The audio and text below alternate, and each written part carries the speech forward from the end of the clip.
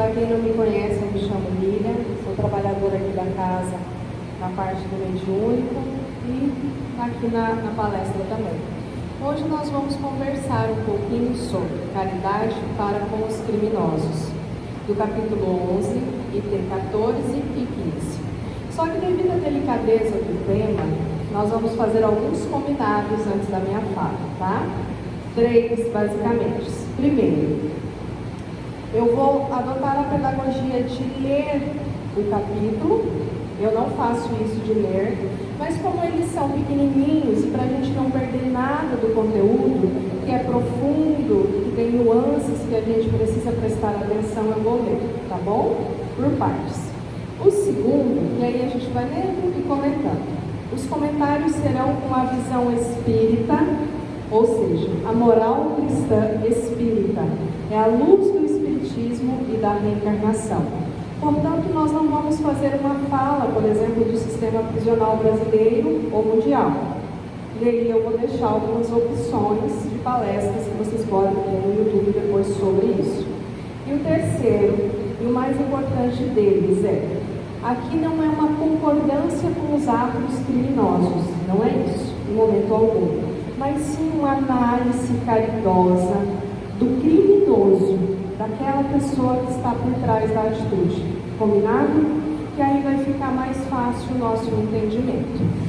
Muito bem, quem nos traz o item 14 é Elizabeth de França, tá? E ela nos diz o seguinte: caridade para com os criminosos. A verdadeira caridade é um dos mais sublimes ensinos que Deus deu ao mundo. Deve existir entre os verdadeiros discípulos de sua doutrina uma fraternidade completa. Deveis amar os infelizes, os criminosos, como criaturas de Deus, às quais o perdão e a misericórdia serão concedidos se arrependerem, como a vós mesmos, pelas faltas que cometeis contra a sua lei.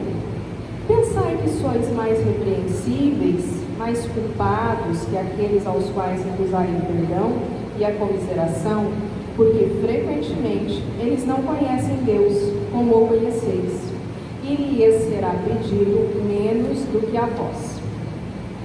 Não julgueis, não julgueis, meus caros amigos, porque o julgamento que fizerdes vos será aplicado mais severamente ainda, e tendes necessidades de indulgência para os pecados que cometeis sem cessar. Não sabeis que há muitas ações que são crimes aos olhos de Deus de pureza, e que o mundo não considera sequer faltas leves? A verdadeira caridade não consiste somente na esmola que dais, nem mesmo nas palavras de consolações, para com as quais a podeis acompanhar. Não é só isso que Deus exige de vós. A caridade sublime, ensinada por Jesus, consiste também na benevolência concedida sempre e em todas as coisas ao vosso próximo. Podeis ainda exercitar essa sublime virtude sobre muitos seres que não precisam de esmolas, e que palavras de amor, de consolação e de encorajamento conduzirão ao Senhor. Os tempos estão próximos, digo ainda, em que a fraternidade reinará neste globo. A lei do Cristo é a que regerá os homens. Só ela será o freio da esperança e conduzirá as almas às moradas bem-aventuradas. Amai-vos, pois, como os filhos de um mesmo Pai. Não façais diferença entre os infelizes, porque é Deus quem quer que todos sejam iguais. Portanto, não desprezeis a ninguém. Deus permite que grandes criminosos estejam entre vós, a fim de que vos sirvam de ensino. Logo, quando os homens forem conduzidos às verdadeiras leis de Deus, não haverá mais necessidade desses ensinos. E todos os espíritos impuros e revoltados serão dispersados nos mundos inferiores, em harmonia com as suas tendências. Deveis àqueles de quem falo o socorro de vossas preces. É a verdadeira caridade. Não é preciso dizer de um criminoso: é um miserável. É preciso o expurgar da terra. A morte que se lhe inflige é muito suave para um ser dessa espécie. Não, não é assim que deveis falar. Olhai vosso modelo, Jesus. Que diria ele se visse esse infeliz perto de si? Lamentá-lo-ia, considerá-lo-ia como um doente bem miserável, e lhe estenderia a mão. Não podeis fazer isso em realidade, mas, pelo menos, podeis orar por ele. Assistir seu espírito durante alguns instantes, que deve ainda passar sobre a vossa terra. O arrependimento pode tocar seu coração se orardes com fé. Ele é o vosso próximo, como o melhor dentre os homens. Sua alma transviada e revoltada foi criada como a vossa, para se aperfeiçoar. Ajudai-o, pois, a sair do lamaçal e orai por ele. Muito bem, este é o primeiro item que a gente vai conversar sobre. É uma conversa de cunho moral mesmo, tá? Para que a gente possa refletir sobre isso. É um tema delicado, é um tema que poucos de nós, mesmo espíritas, tocamos nesse tema, vocês concordam? Às vezes, até quando cai o evangelho na nossa casa, a gente fica um pouco receioso. Como que a gente vai falar caridade para com os criminosos? Mas eu quero iniciar minha fala com a última fala dela. Orai por eles. Orar é uma caridade sublime que a gente pode fazer. Por que orar por ele? Jesus não falou assim, amai os vossos inimigos? Por que não orar pelos criminosos? Por quê? Como a gente falou, a gente não está concordando com as atitudes, mas aquela pessoa que cometeu um crime também é um ser humano, não é? É o que a leitura nos fala. Também é um filho de Deus. E o sol nasce para justos e injustos, para bondosos e para pessoas que ainda não atingiram a bondade. Porque para que a gente possa atingir a bondade, como nos fala no livro dos Espíritos, é necessário que a gente passe pela fileira do mal. Nós estamos num mundo de dualidade, de dia e sombra, claro e escuro. Então, para que eu conheça o amor, algumas vezes, pelo livre-arbítrio, os espíritos optam pela dor, pelo caminho da maldade, da criminalidade. Vamos lembrar que crime aqui na Terra é tudo aquilo que inflige o que está dentro do Código Penal, das leis morais. Então, os crimes são variados. Nós não vamos citar, porque tem crianças no recinto, tá? Os adultos sabem os crimes que estão dentro do Código Penal brasileiro, que são considerados crimes. Então, ele se refere a esse tipo de criminoso, a esse tipo de pessoa. Porém, o texto nos alerta o seguinte: mas o que é crime aos olhos do Deus de pureza? Quem é o criminoso senão o nosso irmão? Às vezes dói a gente falar isso, porque isso é muito profundo. Mas, e se o criminoso fosse alguém da nossa família? E se o criminoso fosse alguém muito, mas muito querido e muito amado do nosso coração? E se o criminoso cometesse o crime num ato de desatino e loucura, o que diríamos nós? Nós temos a graça do esquecimento do nosso passado. Nós não sabemos o que fomos, o que fizemos. Por isso que o texto nos fala, não julgueis. E Jesus nos orienta, não julguemos para não sermos julgados pela nossa própria consciência, pelas nossas próprias construções. Não sabemos o que fomos e não nos conhecemos o suficiente ainda, e precisamos ter consciência disso como seres humanos em evolução que somos, para sabermos quais são as nossas atitudes diante das diversidades da vida. Façam um teste. Se alguém muito querido de vocês estiver sofrendo uma violência de ordem física, qual seria a nossa reação? Será que a gente não cairia também nessa nomenclatura? Porque um crime não justifica o outro, lógico, mas a gente precisa ter esta visão cristã sobre os nossos irmãos, que ainda estão aprendendo através da dor e da estrada da criminalidade. Não é fácil para quem está nessa estrada. Nós bem sabemos que o nosso sistema prisional brasileiro, apesar dos muitos projetos que já estão em andamentos, e alguns juízes, algumas pessoas mais humanitárias, ele não é condizente. Como eu falei, eu não estou em momento algum defendendo o ato. Isso não. É necessário que a pessoa que cometeu o crime seja sim reclusa da sociedade e seja sim punida por isso. É necessário a lei humana e a lei divina. Mas a minha pergunta, e não é minha, é do Cristo: será que aquele criminoso teve um pai? Será que ele teve uma mãe que direcionasse?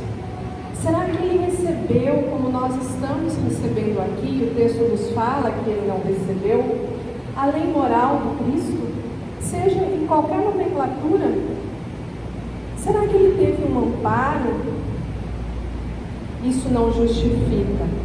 Porém, a gente precisa pensar de que algo aconteceu na vida dessas pessoas que os levassem a cometer tais crimes. Quando nós somos assaltados, a gente fica muito nervoso, né? Eu não sei vocês, mas eu já sofri um assalto e eu fiquei muito nervosa, pedi muito assim para que Deus me segurasse nesse sentido e negociei com o assaltante. Ele queria o celular, falei, então deixa eu pegar o cartão, né? Aí eu entreguei o celular. E aí, depois que passou, lógico, eu fiquei muito nervosa e me ocorreu isso. 2 adolescentes. Quais eram os motivos que estavam levando? Por que eles estavam na rua naquele momento, naquela hora? Onde estavam os familiares? Quem eram as reais companhias? Quem os estava conduzindo pela vida? Entende? Então, a gente precisa ter esse olhar cristão, até mesmo para que a gente vá tomando consciência, como os espíritas, a gente possa trazer orientação. Se chega uma pessoa que a gente sabe que está nessa situação, que vem buscar um atendimento fraterno na casa, que os atendentes possam acolher. Nos nossos grupos também, invariavelmente são feitas vibrações em que a gente coloca pessoas assim. Mas não é em todos os grupos que eles são lembrados, né? Porque a gente sempre acusa o ato, mas a gente não diferencia que por trás daquele ato há uma pessoa. E o que a gente tem que olhar é a pessoa, é o espírito imortal que está lá, né? Tem trabalho de várias igrejas, incluindo centros espíritas. Aqui em Santarém, eu não sei se tem, vocês até me perdoem, eu não busquei a informação. Mas principalmente as religiões evangélicas fazem trabalho de evangelização dentro dos presídios. Não sei se vocês já ouviram falar. É um trabalho muito lindo, em que alguns presos eles têm um alívio, um consolo naquele momento, né? É lógico que nós, como o texto falou, nós não temos ainda talvez essa capacidade, não devemos, não é legal a gente se expor. Mas qual que é o objetivo principal do texto? Orai por eles e ajudai-os a sair de lá na sala. Eu não preciso orar frente a frente. Eu posso orar na hora do meu evangelho. Eu posso orar aqui na casa espírita. Eu posso orar em outros momentos. Por quê? Porque eu vou estar emitindo uma boa energia e que Jesus vai usar a favor daquelas pessoas. O Chico ia muito visitar os presídios, né? Todos vocês sabem. Em uma das visitas ele pediu assim: quantos somos aqui? Não é quantos presos temos aqui. Por que Chico pediu isso? Porque Emmanuel já havia orientado ele, quando foi perguntado para ele por que tanta criminalidade, né? E aí ele já tinha tido as orientações. E uma das orientações foi que o criminoso é apenas alguém que foi descoberto pelas leis humanas. Mas e as leis da nossa consciência? É por isso que é muito tênue a gente acusar o criminoso. Porque pelas leis humanas nós podemos esconder tudo. Mas e as leis divinas? E as leis da nossa consciência? E aí aqui a gente quer chamar a atenção para alguns sentimentos que podem estar incluídos e podem ser vistos como crime aos olhos de Deus. Um ciúme que pode levar a um estado de desequilíbrio muito grande, uma maledicência, fofoca, seja ela pessoal ou virtual, que pode gerar um processo, que pode gerar uma desavença e vir a gerar um crime. Entende? A gente acha que são apenas sentimentos nossos, que isso não vai levar a lugar nenhum. Será? Entende? Que a gente possa pensar, eu estou tendo muita inveja daquela pessoa, né? Não tem problema a gente ter inveja, a gente é humano, né? Então a gente reconhece isso e a gente vai lutar atrás disso. Mas, se a minha inveja me levar a roubar aquela pessoa, aí eu vou estar cometendo um crime. Então veja que a linha é muito tênue, né? Nesse sentido.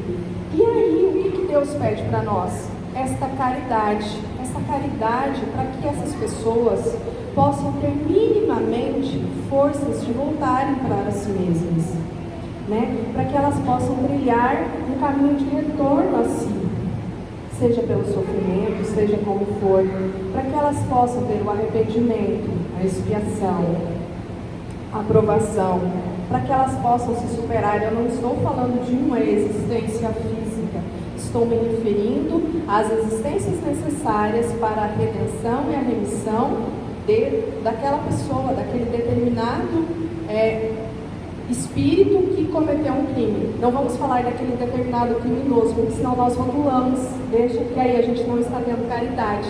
Então a gente diferencia, por isso que o olhar tem que ser espírita cristã, daquele determinado espírito que é nosso irmão, criado por Deus, tanto quanto eu fui criada, vocês foram criados, e que caiu no erro de cometer um ato que fez mal a ele próprio e outras pessoas. Ou seja, ele cometeu um crime. Mas, para que nós possamos alinhar melhor o nosso pensamento racional primeiro, eu trouxe 2 exemplos para vocês que são muito conhecidos no meio espírita, para que a gente raciocine, tá? Para que a gente veja que é possível esses espíritos se redimirem deles mesmos. O primeiro dele, e o mais polêmico entre o meio cristão, é Judas Iscariotes. Todos concordam que Judas cometeu um crime, né? Alguém iria denunciar Jesus, ele fez isso. Por quê? Porque ele estava enganado, ele achava que o reino de Deus era o reino político. Então ele foi comprado por 30 moedas de prata pelos juízes do Sinédrio. Quando ele caiu em si e viu que não era, ele foi e jogou as moedas, e os juízes não aceitaram. E aí ele entrou em desespero, porque ele viu que o reino de Jesus não era um reino político terreno. E ele cometeu um dos maiores crimes, o suicídio. Porque o suicídio é o crime mais doído que tem, né? Você tirar a sua própria existência física. E a gente também olha para os suicidas assim, e a gente também tem caridade. A gente também pede oração, a gente também pede que Maria de Nazaré e os servos de Maria possam sempre acolher. E aí Judas cometeu o suicídio, houve a crucificação de Jesus. Nesse tempo Jesus desceu às trevas inferiores, colocou Judas para dormir. Isso está no poema de Maria Dolores, se vocês quiserem pesquisar na internet, tá? Eu não vou trazer aqui só algumas nuances. E depois Jesus solicitou à mãe dele, que ainda era encarnada, mas já era um espírito mais iluminado, que descesse em desdobramento do sono físico e socorresse Judas. E Maria chegou para Judas e pedia: filho, por que choras? Aí ele fala: eu sou um desgraçado. Não sabe que eu pequei, que eu entreguei o meu mestre? E ela falou: não, vamos nos consolar, vamos reencarnar, eu te levo para outra mãezinha. E Judas revidou: mãe, eu não quero ver a mãe, porque minha mãe, eu cheguei perto e ela me repeliu. E Maria foi consolando ele e falou: não, outra mãezinha que vai te acolher de coração, que você vai conseguir ir domando as suas más tendências, os seus instintos de violência. E aí ele foi se acalmando, e no final ele pede: quem és tu, bela dama? e ela fala: sou Maria, mãe de Jesus. Naquele momento em diante, Maria se torna responsável pelos suicídios da terra, e Judas é socorrido, levado para novas reencarnações. Várias reencarnações se sucederam, logicamente de muito sofrimento, com o perispírito lesado, com o corpo físico, portanto, lesado. Reencarnações de curtas duração, mas Judas se reergueu. E na última reencarnação que nós temos notícia, Judas Iscariote esteve na França, no corpo de Joana d'Arc. Joana d'Arc é donzela francesa que defendeu a França, que foi morta na fogueira, que foi traída pelo bispo, espiando as traições anteriores, espiando a morte anterior, para que a sua consciência se reequilibrasse. Ela se redimiu, sofrendo um processo injusto da igreja, que depois voltou atrás e a tornou a Santa Joana d'Arc. Hoje, Joana trabalha ao lado de Jesus no plano espiritual. E vejam que de um criminoso nós temos hoje Joana d'Arc, muito bem descrita pelo nosso querido Leon Denis, quem tiver interesse. Joana d'Arc por ela mesma. E daí nós temos esse amparo de Joana, nós temos essa defesa, nós temos essa luz. É o mesmo Espírito redimido. Aí um outro Espírito que eu quero trazer para vocês, como raciocínio espírita, é Emmanuel. Emmanuel, como todos sabem, é o mentor de Chico Xavier, certo até aqui. Mas, quando nós vamos ler o romance há 2000 anos atrás, inicia-se o romance com Emmanuel tendo alguns sonhos. Ele estava diante de uma plateia de juízes, ele estava sendo condenado. E ele viu o vô dele, sabe? O vô dele que perfurava os olhos dos escravos, eram maus, tudo. E aí tinha essa condenação. E ele não entendia por quê. Ele passou o sonho, ele conta esse sonho para um amigo e assim Emmanuel foi vivendo, né?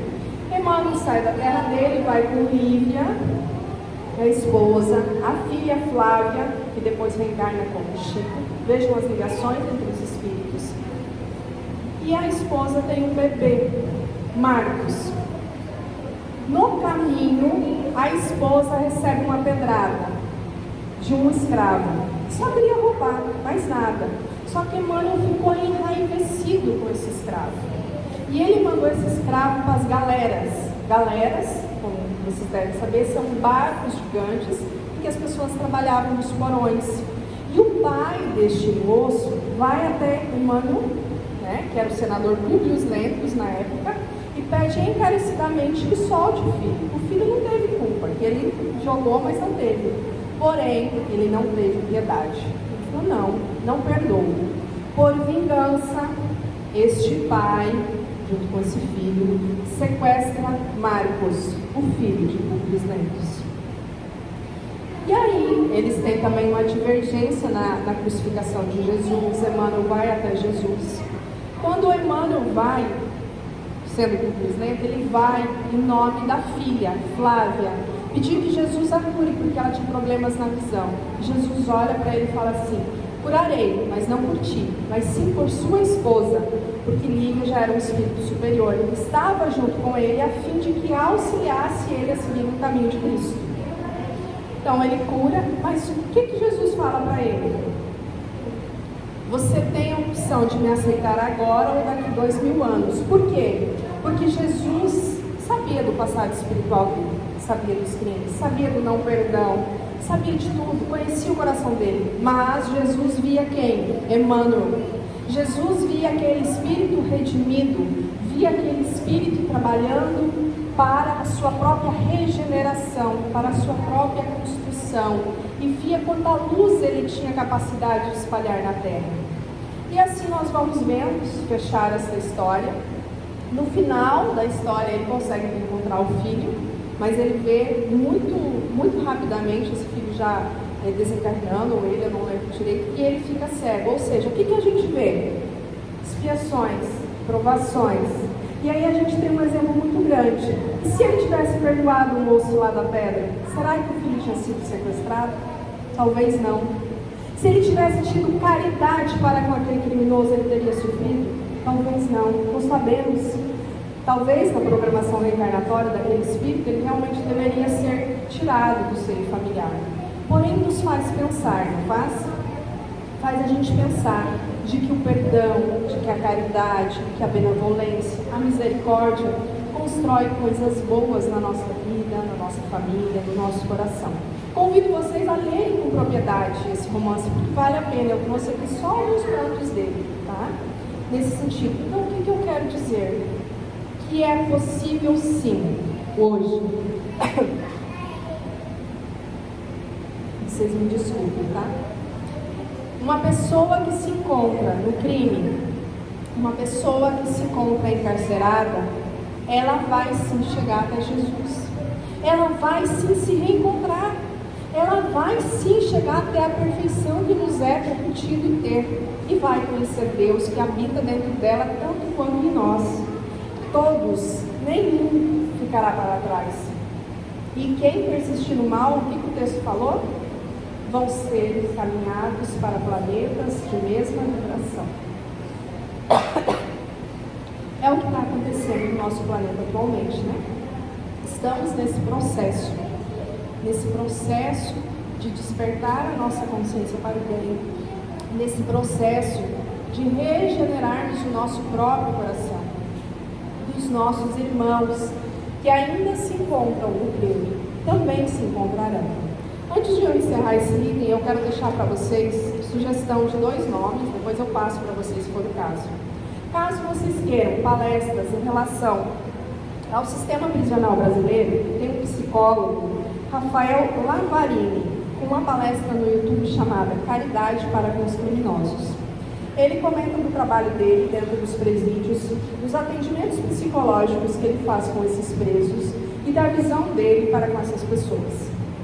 Assim como nós temos a advogada Maristela Santos, que fala assim: por que caridade para com os criminosos? Ela também trabalha no presídio e ela tem uma visão diferente do que a gente trouxe aqui. Tá? Como eles são da área e como eles trabalham diretamente, aí a visão é diferenciada. Porém, ambas as palestras são espíritas e ambas nos fazem refletir muito, principalmente a palestra do Rafael. Se vocês tiverem interesse, tá? Vale muito a pena. Fechando esse item, nós falamos de Leon Denis, eu quero deixar uma frase que eu vou ler pausadamente para que nós possamos entendê-la. Todas as almas são perfectíveis e suscetíveis de educação. Devem percorrer os mesmos caminhos e chegar da vida inferior à plenitude do conhecimento, da sabedoria e da virtude. Não são todas igualmente adiantadas, mas todas hão de subir, cedo ou tarde, as árduas encostas que levam às radiosas eminências banhadas da eterna luz. Ou seja, todos nós chegaremos até Jesus, sem exceção. Este é o item 14. A minha voz não está muito boa, porque eu estou saindo com uma leve gripe, por isso eu peço desculpas. Mas nós vamos nos esforçar para terminar o item 15 aqui com vocês, que é menor ainda. E aí ele é bem pequenininho, tá, gente? Para a gente poder encerrar com o poema. O item 15 fala o seguinte: um homem está em perigo de morte. Para o salvar, é preciso expor a sua vida. Mas sabe-se que esse homem é um malfeitor. E se ele escapar, poderá cometer novos crimes. Deve-se, apesar disso, expor para salvá-lo? Lamenermes responde: essa é uma questão muito séria e que pode se apresentar naturalmente ao espírito. Responderei segundo o meu adiantamento moral, uma vez que se trata de saber se deve expor a própria vida por um malfeitor. O devotamento é cego. Socorre-se um inimigo. Deve-se, pois, socorrer o inimigo da sociedade. Uma palavra, um malfeitor. Credes que seja somente a morte que se vai arrancar a este infeliz? É talvez toda a sua vida passada. Por quê? Pensai nisso. nesses rápidos instantes que lhe arrebatam os últimos minutos da vida, o homem perdido volve sobre sua vida passada, ou antes, se ergue diante dele. A morte, talvez, chegue muito cedo para ele. A reencarnação poderá ser terrível. Lançai-vos, pois, homens, vós, a quem a ciência espírita esclareceu. Lançai-vos, arrancai-o a sua condenação. E então, talvez, este homem que morreria vos insultando se atirará em vossos braços. Todavia não é preciso vos perguntar se o fareis ou não, mas ide em socorro, porque o salvando, obedeceis a esta voz do coração que vos diz: poderá salvá-lo? Salva-o. E aqui a reflexão, ela simplifica-se assim.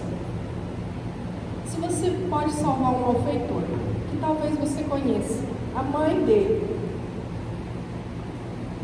e você dá a chance dele continuar vivendo um pouquinho mais com essa mãe, quão grande será a gratidão do coração dessa mãe para contigo? Ou se você dá a oportunidade de um filho, que por mais que ele seja um malfeitor, mas esse filho só tem ele na vida. Já pensaram as orações que esse filho pode fazer ao seu favor? É como o Papa Francisco nos diz: quem sou eu para julgar? E aí é muito difícil a gente julgar, porque, como eu falei, não conhecemos o nosso passado, não nos conhecemos o suficiente para saber as nossas atitudes. Então oremos pelos nossos irmãos que ainda necessitam de tanta dor para aprender a chegar no amor. E para finalizar a minha fala de hoje, eu trouxe um poema mais leve, mais tranquilo, tá? Sobre caridade, escrito por Fabiano pelas mãos de Chico. Caridade, a nossa bandeira. Meus filhos, Jesus é o nosso mestre. O amor é o nosso clima. A caridade é a nossa bandeira. O serviço é a nossa bênção. Sim, filhos do coração. Quanto nos seja lícito, quanto tanto pudermos, seja como quem for, em toda parte, em qualquer tempo, à frente de todos, ante quaisquer circunstâncias, por todos os modos justos, nos mínimos gestos, sem restrição de qualquer natureza, como nos seja possível, através dos sentimentos, pelos veículos das ideias, pela forma das palavras e pela força das ações. Levantemos o nosso estandarte de luz, que em tudo a caridade por presença de Cristo resplandeça de nós para com os outros, com o esquecimento de nós próprios, para que o reino eterno do Pai Celestial seja instalado, enfim, em nossos corações, agora e para sempre. Fabiano de Cristo. Gente, muito obrigada pela atenção. Me desculpem a minha garganta, tá? Mas muito obrigada, tá bom? Que Jesus nos acompanhe até o nosso lar.